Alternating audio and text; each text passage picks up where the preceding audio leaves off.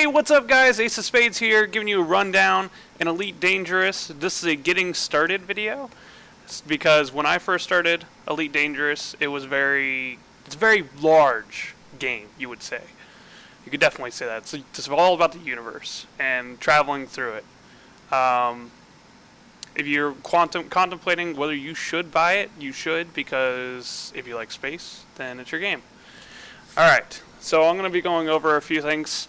Pretty much a lot of how to interact with a station, what's going on with the missions, what's going on with factions, the universal factions, and also the factions in the station itself. I'm going to go over how to outfit your ship and how to tailor it to what you actually want to do.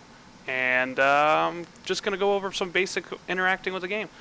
So when you're at a station, you're going to be presented with a screen like this where you have the Starport services, return to surface, and launch. I have return to surface because I am currently in the outfitting part. Now yours is going to be you're most likely going to be in a Sidewinder or a Python, or not a Python, something else along the sorts if you just got started and you're looking for help.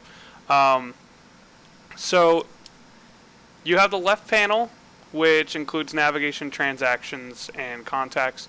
Transactions will be basically bounties, missions, fines you may occur from doing illegal actions will all get put here under their own special tab. Contacts, this is basically everybody within range of your sensors on your ship. So Grizzly Dock is a dock I'm currently docked at, and then we have an ASP Scout, a Vulture, yada yada.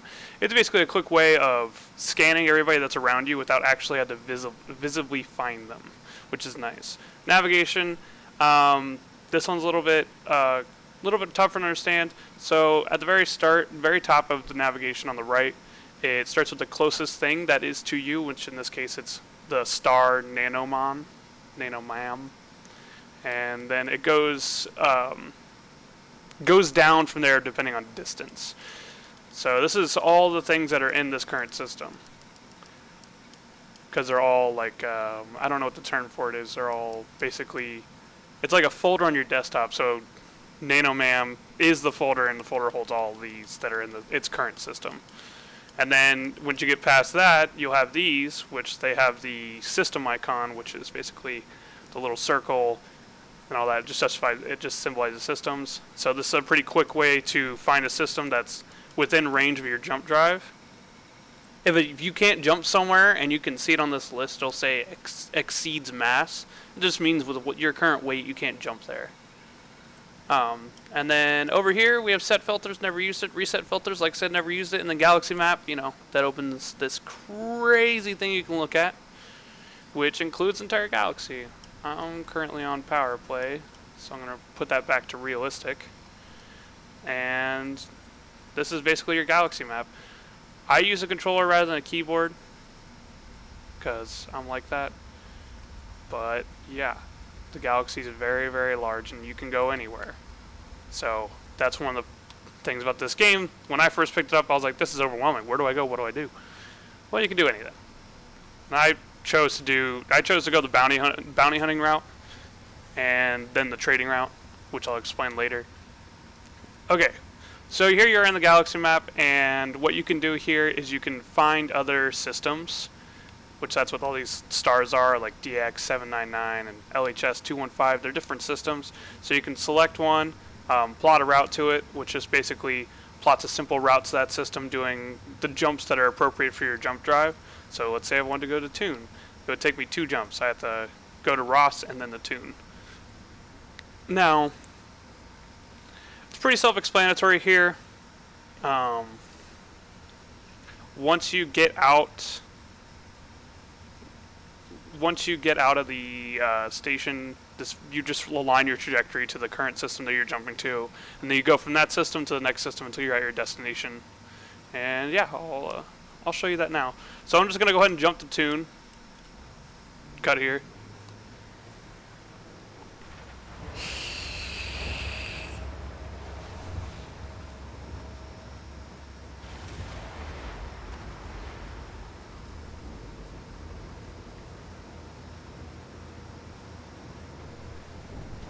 So we're just going to go ahead and lead the dock. Mine's I currently have the Anaconda. It's kind of a behemoth to fly around. It's very large, but awesome.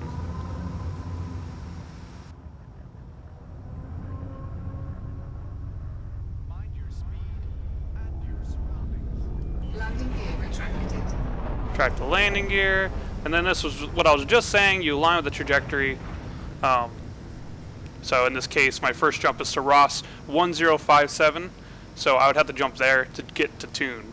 So right now we're just in normal flying mode. We're just cruising around the station's area. I got scanned by one of the cops to make sure I'm not a bad guy. I'm speeding, but they don't ever care about that. So once you get a certain distance away from the station, you will no longer be mass locked. And what mass locked means is there's something that has such a large mass that is disrupting your frame shift drive, which is keeping you from going into Supercruise or jumping away. And that can happen in a lot of cases. In this case, it's very simple. I'm just too close to the station. It's mass locking me, so I have to get further away from the station in order to jump. It could also happen in asteroid fields, which it won't necessarily, if you're really close to asteroid field, it'll mass lock you, but if you're within a certain distance of it, it won't mass lock you. You'll still be able to jump, but it will give you a mass overload. I can't remember the exact term for it right now, but it makes it so your frame shift drive takes longer to charge, which if you're trying to make a hasty getaway, that can sometimes be a problem. So we're just going to go ahead and frame shift drive to Ross. Frame shift drive will charge up, and then we'll do a jump to the system of Ross. And when we get there, we'll be in Supercruise. 4, 3, 2, 1, engage.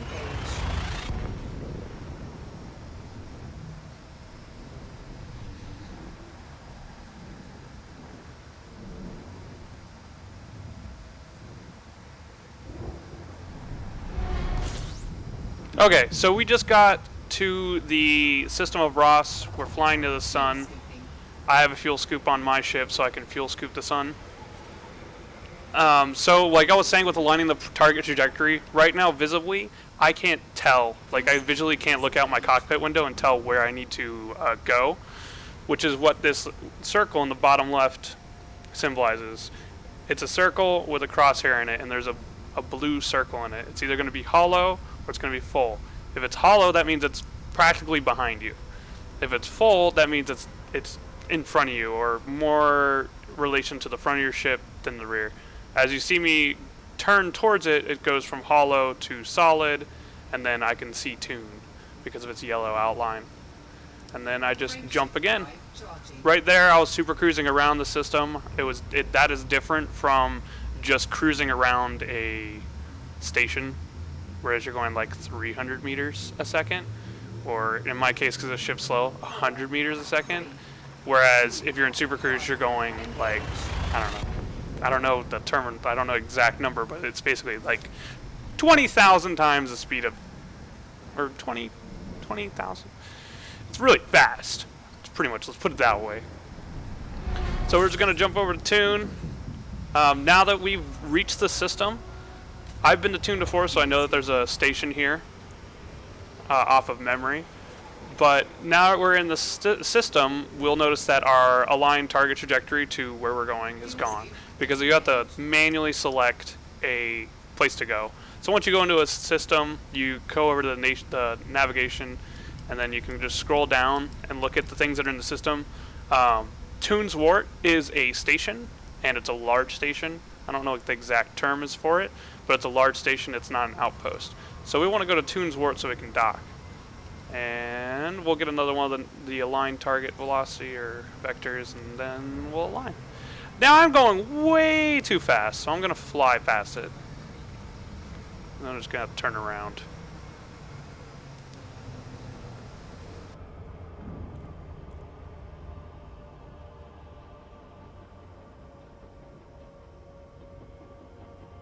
Turning. And we are back on course. I only flew a couple light seconds away from it. Now the speed of your ship will automatically adjust, accelerate and decelerate as you get closer to your destination, as long as you keep your accelerometer in that blue area, which the accelerometer is just that little stick with a diamond on it, or at least that's what I'm calling it. I don't know. Maybe someone has a fancy name, but I call it accelerometer.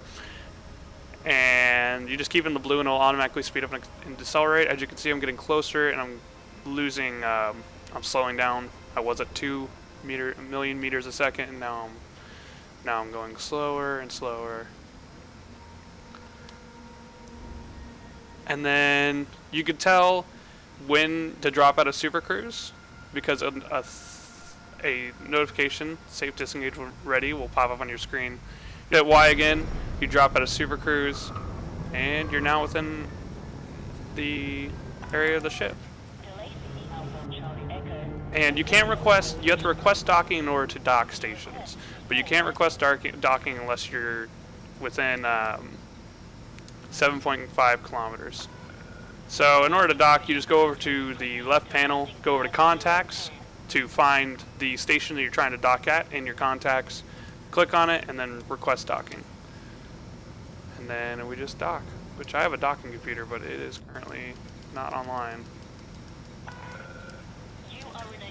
Well, guess I'll just crash into the wall. Or let my docking computer fly much better than I am. Much better than me. Scan detected. Docking computers are nice. I personally like having them on my ship. Does that make me less of a captain? I don't know. Commander? I don't know. I just like the fact that I can get up, go use the restroom, do whatever while it's docking. So, we just docked at a station, and that was pretty much showing you how to dock. Now I'm going to go over this menu that every station has. So every single station that you go to, it doesn't matter what kind of station it is, it will always have a Starport services. And here it allows you to do various things. I'm at a full station that has all services. Now the problem with, I bring this up for the reason that not every single station has all services. So stations in like further away from the center of the galaxy, or in this case, a lot of people consider Sol is the center of the galaxy, where everything is. So Sol is basically the system where it's our solar system. Some people call it Sol. In the game, it's called Sol. You need a permit to go there. But the further away you get from Sol, the more likely you'll run into a station that doesn't have all the services. This has happened to me a couple times, and it's very awkward. So in this sense, I'm talking that you could go to a station that doesn't offer a refuel or doesn't offer a repair, and if you're in desperate need of fuel, that's a problem. So you have to watch out for that. So here you just have a basic overview of all the stations' happenings. You have restock if you want to manually restock things. This is good for if you put a certain module in and it doesn't automatically restock the ammo. You can come in here and restock that way. You have repairs. I've never touched this because it automatically repairs everything. I think there's a glitch that says the paint works at constantly at 99%. It doesn't matter. And this is a main thing I want to talk about right now, the mission board. So you're going to go here for all your mission needs, obviously. So you're going to come here and you're going to be picking up missions. And every single station will have their own set of missions. Well, not every single station. Just like I said, some stations won't have missions because there won't be factions there because you're in like further away or deep space. And I'm going to go over the missions right now. So there's different kinds of missions. As you can see here, like the very first two on my screen are boom time delivery of 21 units of hydrogen fuel and boom time delivery of 2 units of fruit and vegetables. This one has a little, I don't know, crescent with an explosion on it because that's a part of Horizon's DLC, and you have to have the DLC in order to see these missions. But if you don't, you just won't see them. They just won't exist for you. They won't load. This will be something else probably. Okay, so and then the other missions, we have boom time delivery of X amount of resource. And these have two different, I would say two different like ways they are, the legal kind and the illegal kind. So in this case, these are legal because you're transporting legal goods from one station to another. An illegal kind would be boon time delivery of 21 units of slaves, because not every station allows slaves. So you got to watch out for that. If you get scanned, you can get a fine, and it could affect how much money you get from a mission. But ultimately, they're not that bad. They often pay out a lot more than other missions. And then we have boom data deliveries. These are more for people who don't have any cargo space. So the data is just stored on your computer. There's nothing you have to pick up besides the mission, and there's nothing you have to deliver out of your cargo hold. You just go from point A to point B, and you get the money. This is good for starting out because a lot of the base ships don't have a lot of cargo capacity. So you'll probably be seeing and using these a lot. Now let's see if there's any other missions. This one, donate 750,000 to the cause. This is purely just to increase the faction's reputation. So this faction of V2151, if I gave them 750,000, it would probably increase my reputation with them quite a bit and push me over the neutral into the allied, which is depicted by the bar. I've never been below the neutral because I've never just gone around and murdered people. But as you increase a faction's reputation inside a station, they will offer you better missions. So there's a point that I don't advise donating unless you really just want to increase your rank with a reputation or a faction really, really fast, because you need money. Okay, so all I'm seeing is deliveries. Whoops. So all I'm really seeing here are delivery of either data or resources. So I can't really showcase any of the other ones because I don't think the station has them. Here's another donate one. This one's just of a resource rather than money. Same concept, just increases your reputation with the faction. Now, Toon is a nice place to start out when you're first starting the game, because if you want to go for Federation, which is a faction in the game, a universal faction, they have their own ranks within the game. And the way you gain these ranks is by doing missions for their faction-aligned Federation people. So in this case, you have Independent Apollo Independence. They are aligned with the Federation, so all missions you do for them not only increase the reputation for him directly at this station, but also your overall Federation rank, which you can tell that over here on the right panel on your statuses. So under superpowers, you can see Federation, Empire, and Alliance. Those are the three factions. Your reputation with that alliance, mine is currently for the Federation friendly, and your current rank, which is midshipman. Well, that's mine. You'll start out, when you start the game, you'll start as none. And yeah, it's kind of a pain to level up your rank in the factions. You have to do a lot of missions. A lot of missions for the factions. That's why Toon is nice if you're trying to just super level your way up through the Federation. If you just go and pick up missions from Toon, you'll rank up pretty quickly.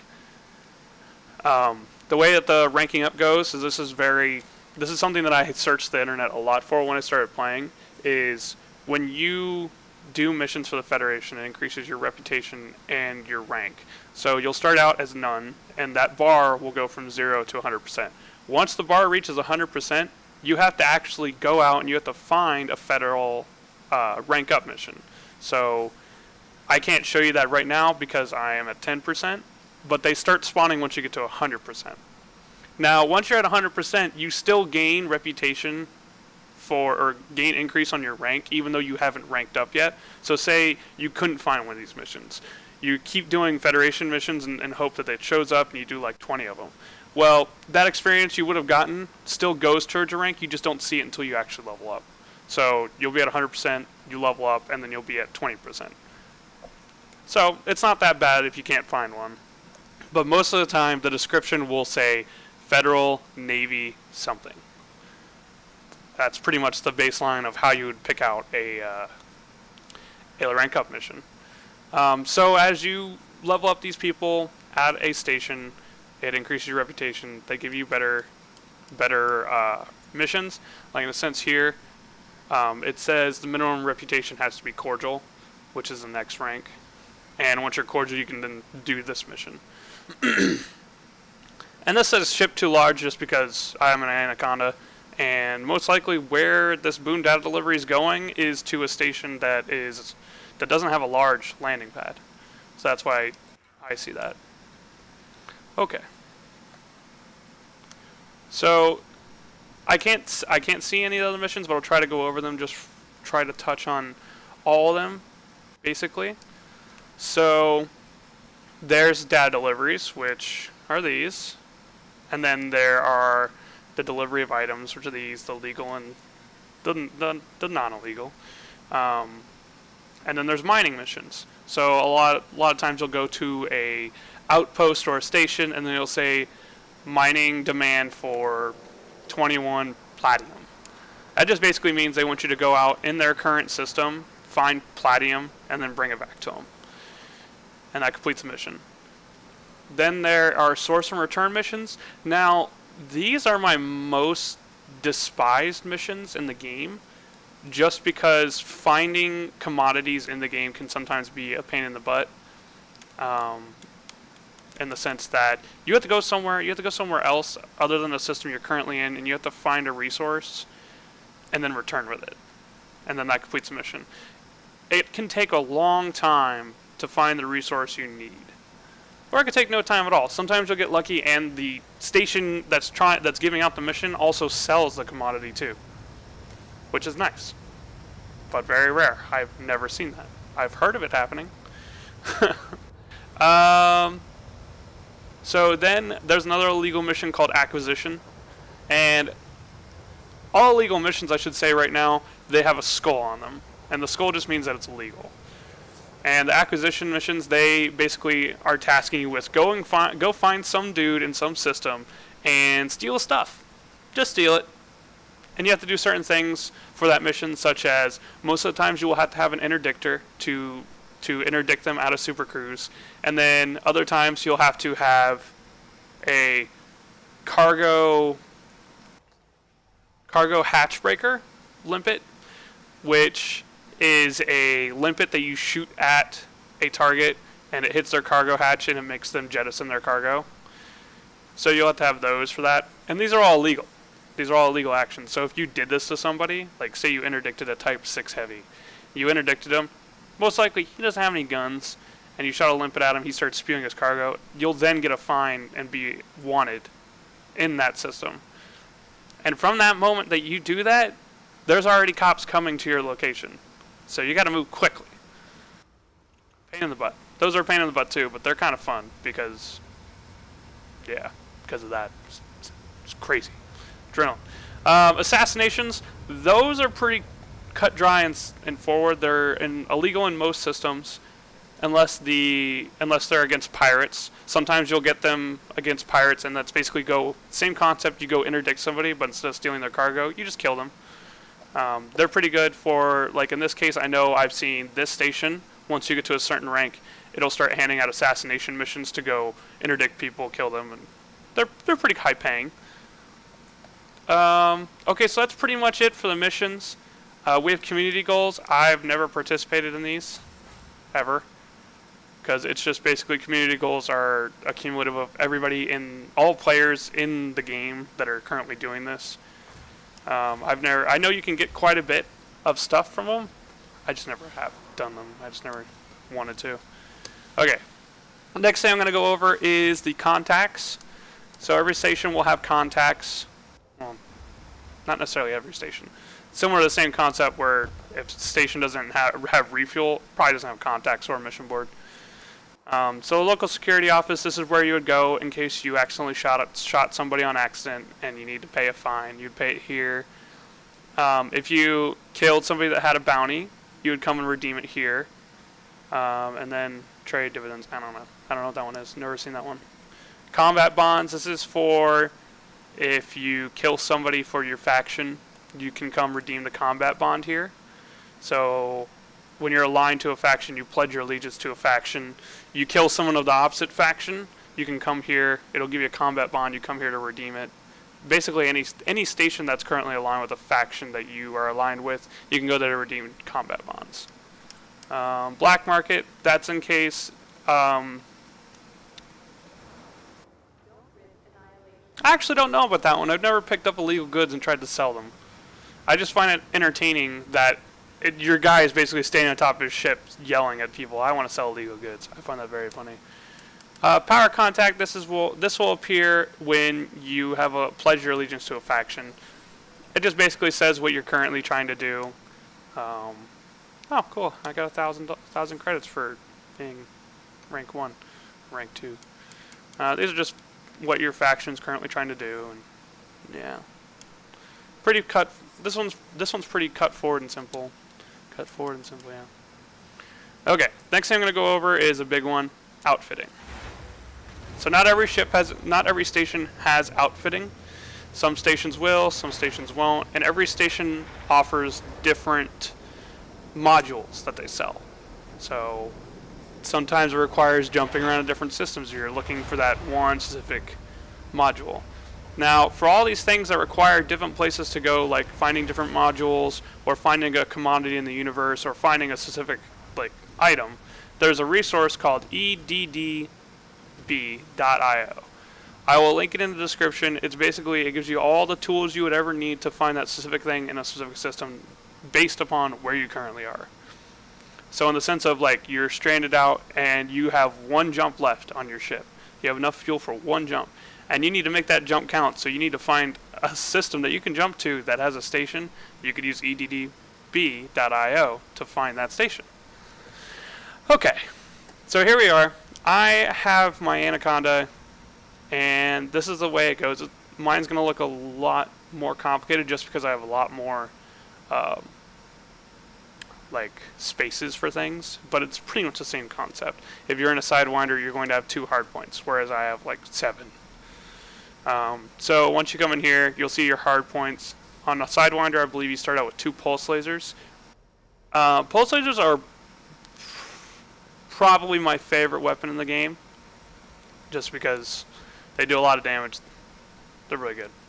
But in order to change out something that's on a hard point, you just got to browse, pick which one you want, and then put it on there.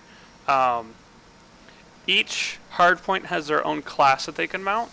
So that is depicted by the numbers. So this one's a 4, 3, 3, 3, 2, 2, 1, 1, and that's basically the class. So you could mount a 1, 2, and 3 and a 4 on a 4, but you can't. You can only mount a 1, 2, and 3 on a 3.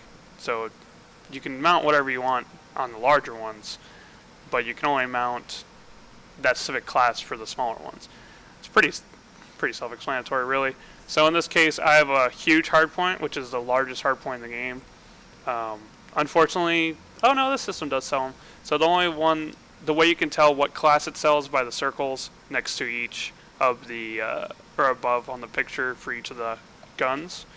So this one has 4 dots, that means it sells huge. This one only has 2, so it only sells mediums, or class 2s, and this one only sells class 3s, and so does this one. So let's say we wanted to replace our huge multi-cannon with a burst laser. It would be the 4E. Pretty simple. They're usually pretty pricey because they're huge. But yeah, then you would just buy it and replace it. Pretty easy. You'll see all the other ones, here you have a class 3, and here's a class 1 if you really want to waste your huge hardpoint. It's awesome. Let's see what the base thing that they sell here. They don't sell many guns here. They only sell 4 classes of guns. This station really isn't that good for outfitting, but that's okay. So that was just basic run through of what each of the hard points are and how to pick the right weapon for that. Oh, one thing I also had to go over with the hard points is there's different weapons, or there's different ways weapons react, and that is there are fixed weapons. So they're just constantly fixed, similar to on a World War II fighter plane where they only shoot in front of you. There's gimbal mounted, which they track the target as long as the target's in front of you. and they track them for you, and all you have to do is hold the trigger. Those are my favorite because I'm a lazy man. I just like to shoot, pull the trigger. And then there's turret. I believe there's only 3. Yeah, there is only 3. You can see it right here on these filters. So this is fixed. This is the icon for the fixed. This is the icon for the gimbal mounted. And this is the icon for turreted. Now turrets, you have no control over whatsoever. If you hit the right trigger and you have just a bunch of turrets, they'll shoot that guy until he's dead. Turrets are nice, in my case, especially on larger ships, because the Anaconda is very large. It turns very slowly. And that's where the turrets come into play, which are really nice. They can still shoot at people, even say if they're behind you. So that's why you would want to have turrets. But turrets are usually more expensive than other things. 640,000. It's not that bad, but I mean that's a Type 3. I don't even know if they have. I don't even know if they have huge turreted Class 4 weapons. I don't even know. But yeah, so that's a basic run through of that. There's more to go over, like all these stats over there. That's a power draw, boot time, and all that. They're pretty self-explanatory. They're all about the gun and the way it behaves. Power draw, that's just how much power that weapon draws while it's currently deployed or shooting. And that takes away from your overall power distribution on your power distributor. Damage per second, self-explanatory. Distributor draw, oh wait, I was wrong. Power draw is your overall power draw of your ship. So it's the draw that comes off of your power plant. And then the distributor draw is how much of the distributor it takes when you're firing the gun. Armor piercing, self-explanatory. Maximum range, self-explanatory. Shot speed, self-explanatory. And rate of fire, all the other ones are pretty self-explanatory. The only complicated ones are power draw, distributor draw, and in the case of beam weapons, thermal load. Now, thermal load, every single beam weapon has a thermal load value. So in this case, this is a very small one. It has 0.3 thermal load.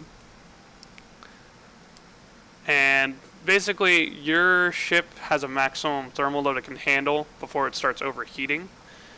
And it's basically like a minigun spinning. You shoot it for too long, it's going to overheat. Similar concept. I could be entirely wrong with that analogy, but that's pretty much the way I look at it.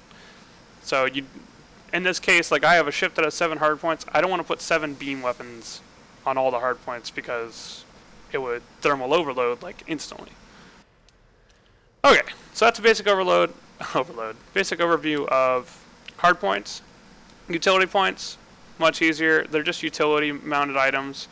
In this case right here, I have shield boosters on my Anaconda because it's the only thing I really feel like I need.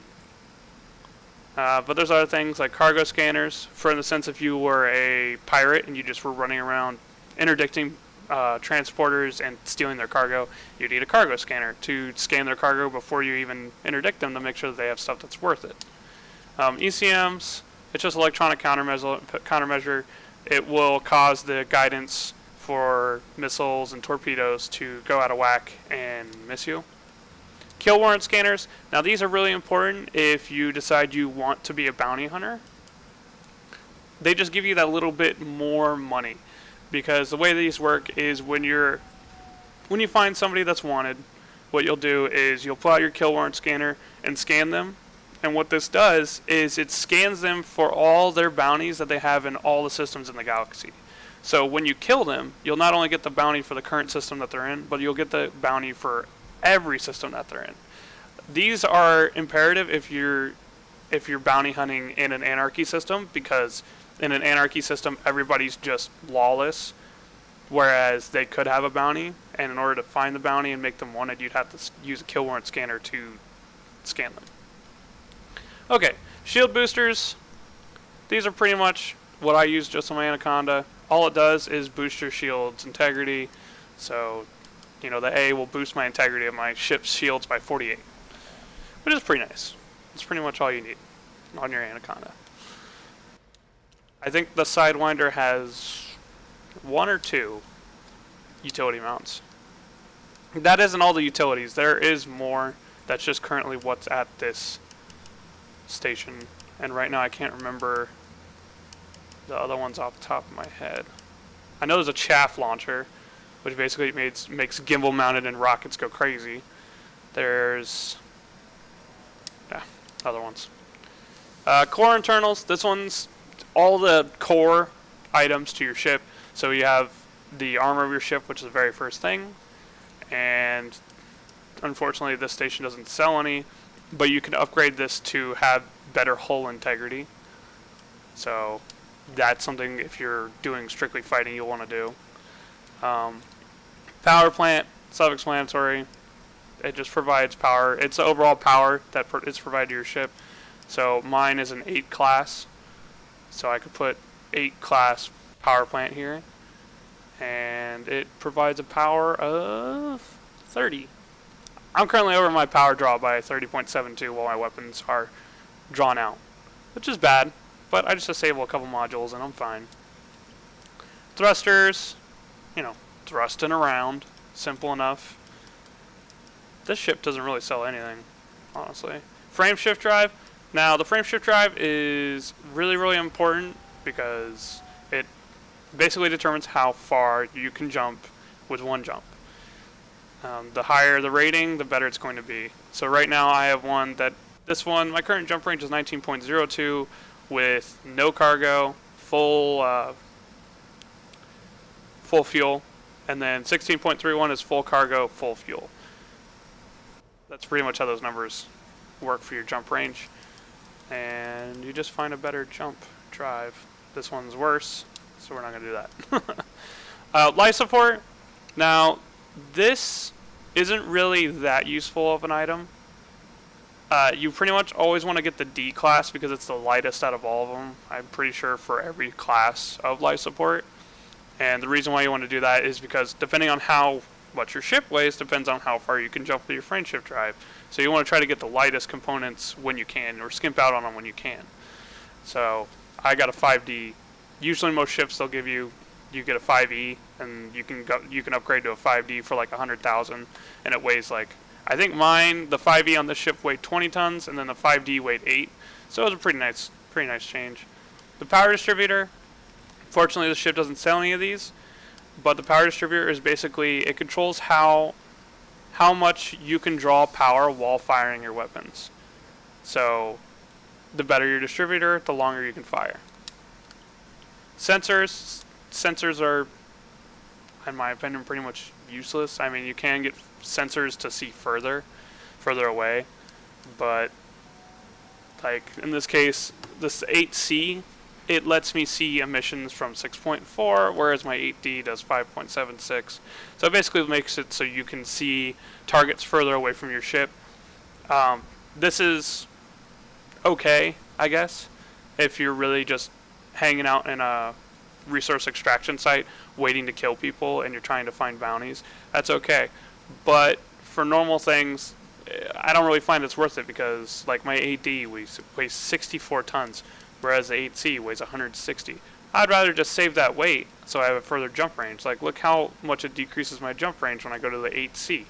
So I'm at 19.02. If I got the 8C, holy cow. Drop it by a lot.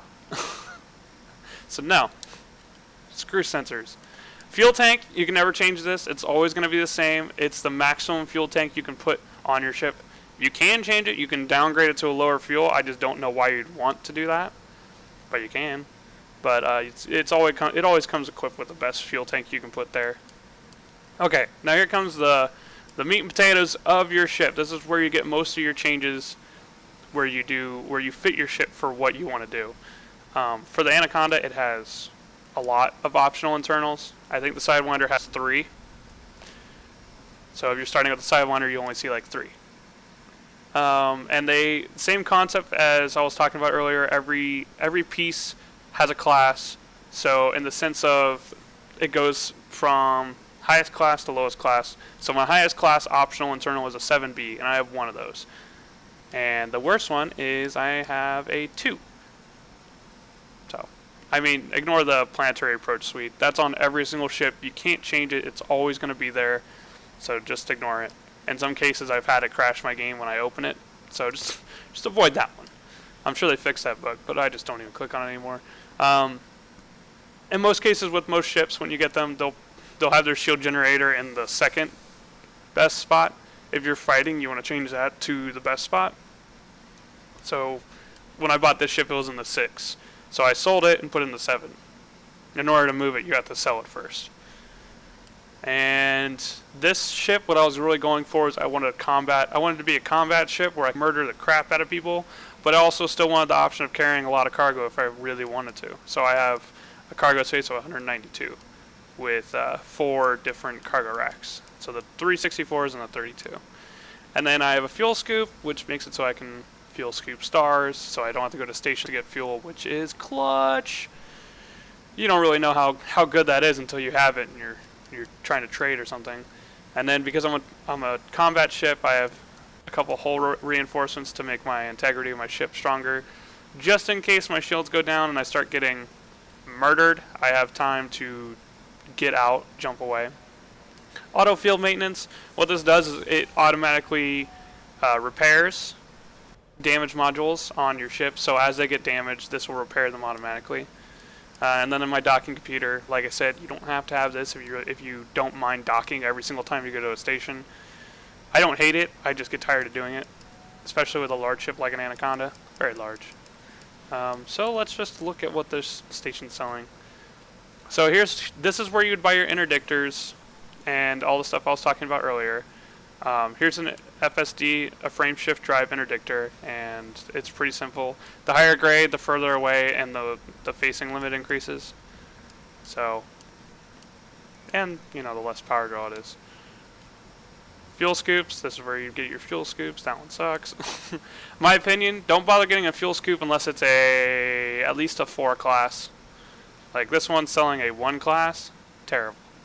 Terrible. 0.02 tons a second scoop rate. You're going to be sitting in front of a star forever.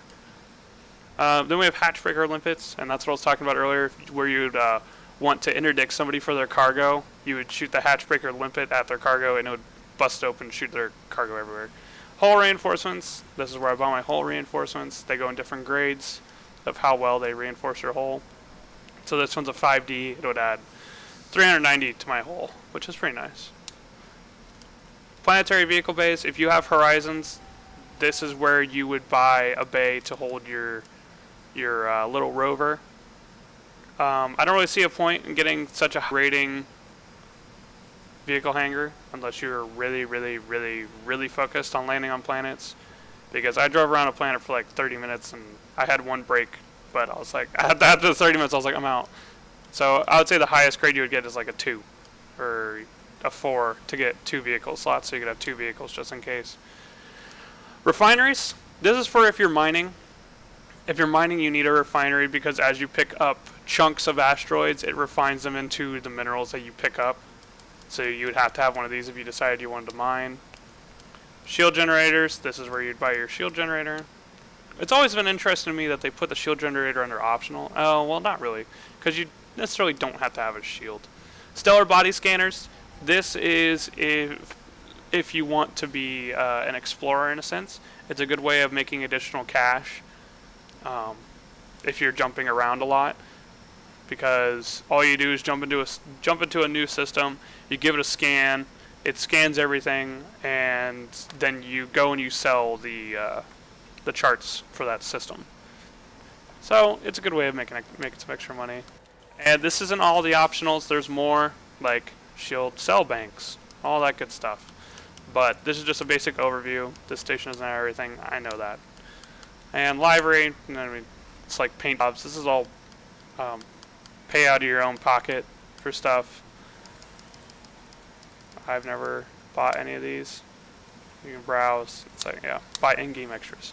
So that's basically a very, very, very, very, very rough overview of outfitting your ship. It's just basically to get you started. Make sure you don't accidentally buy a turreted weapon when you meant to buy a fixed or a gimbal mounted. It's to explain the different ratings for the internals, so that you understand that. Because I think for a month I was running with my shield generator in like a 5 slot when I had a 6 slot that I could put it in. Blew my mind. I had an epiphany when I finally realized just something it doesn't click right away, and the game doesn't tell you. I mean, I'm sure it tells you. It has a bunch of tutorials. I just jumped into the game. Okay, we're almost done here with going through the station. So next is shipyard. This is just where you go to buy ships. Every station has their own. Not every station will sell ships, and the stations that do have their own inventory of ships. So this place is selling a few. Yeah, so like in the case of my ship, it's not even selling an Anaconda. It's not selling an Anaconda, Python. It's not selling a lot of ships. Now, something to keep in mind is you can, once you get a good jump range on a good ship, you have it upgraded, you can use that website I mentioned earlier to look for stations that are selling ships on discount. Like there's a couple stations in the universe that are selling everything that they sell is on a 15% discount. So in the sense of buying an Anaconda, it's a $170 million ship, I believe, and at 15% it puts it down to like 140. It's a pretty nice. It's pretty nice. So that's basically shipyard. Commodities market, if you wanted to go the trading route, this is where you'd spend a lot of your time, jumping between stations, going into the commodities market and buying stuff. So one thing to realize when you look at this, you have three fields at the top: buy, sell, cargo, demand, supply, and galactic average. So in the case of hydrogen fuel, if I had some in my inventory, I could sell it for 69 credits a piece. If I wanted to buy it, it would be 72 credits a piece. The cargo just shows if I have any of it in my cargo. And then supply is how much this station actually has a supply of that. Once it reaches 0, you won't be able to buy it anymore. And then it's separated in different categories. The legal drugs. But yeah, it's pretty, that's not too hard to understand. Universal cartographs, this is like I was saying, for if you want to do the exploring, you could come here and you could sell the star data you've been recording from the systems. So in this case, I have one page of data from the Owl Ray sector CL-Y D143 and the URD system. So I think that was like with a basic discovery scanner. I just popped in and I used it. And then, yeah, so it's worth 5,000. It's nice. It's just a little bit of extra money for just pushing a button when you go into a system. Okay, so that is pretty much everything I wanted to go over with at a station. Now, a couple things to remember when you are completing some of these missions. Going back to the missions board, a couple things to remember is that sometimes when you come to turn in a mission, you won't be able to turn it in.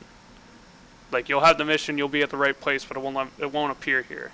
And that is because, let's see if I can find a mission that has it. Okay, look at just this mission, for example. No matter if you're being a trader or not, if you're just doing missions, you need to have at least a 4 cargo hold, because a lot of missions, they will give you a material reward into your cargo hold. But if you don't have a cargo hold to put the material, you won't be able to turn it in. In my opinion, it's a dumb thing that Frontier should fix. Like, they should, if you don't have a cargo hold, just sell the stuff they're going to give you and get the value that you would get at the station. It's stupid that you wouldn't be able to turn in a mission. So in this case, the material reward, if I did this mission, would be tungsten. So I'd have to have at least a cargo hold of 1, or 1 cargo hold open, in order to complete this mission. So that's something you have to look out for. And another thing is not only your cargo hold, but as you're doing missions, you get stuff in your cargo. Some of them offer cargo as a reward. Some of them offer materials. You have a cap on how many materials you can have, 1,000. It seems like a lot, but as you play the game, you'll get a lot of these. And then data is another one. This used to be 200. I'm really glad they raised it to 500 because I hit the 200 cap really quickly. And it's another case where if you don't have any capacity for the data or the materials, then you can't accept a mission. So the way to do that is if you do run into that situation, you could just come in here and discard something to pick up the mission. That's what I was doing. But yeah. Okay, guys. That's pretty much my video. It was just a very, very, very brief, well, not really brief. It was a basic overview of how to get started in Elite Dangerous, because I know that this game was a little overwhelming, and there wasn't really the knowledge out there. There's a lot of knowledge on the internet, but the problem of it is you don't know how accurate it is because the game has been through updates over the past year or two, where some of the information that people gave you that are on the forums a year ago aren't exactly accurate. They're not accurate anymore because the game's changed. So I just wanted to give a little overview of how to get started in Elite Dangerous. If you like this video, give me a like. Comment on questions you might have, things I should do in future videos. Comment if you think I'm an idiot and I said some dumb things, because I do that. I'm a person after all. And thanks for watching, guys. Hope you enjoyed. Bye!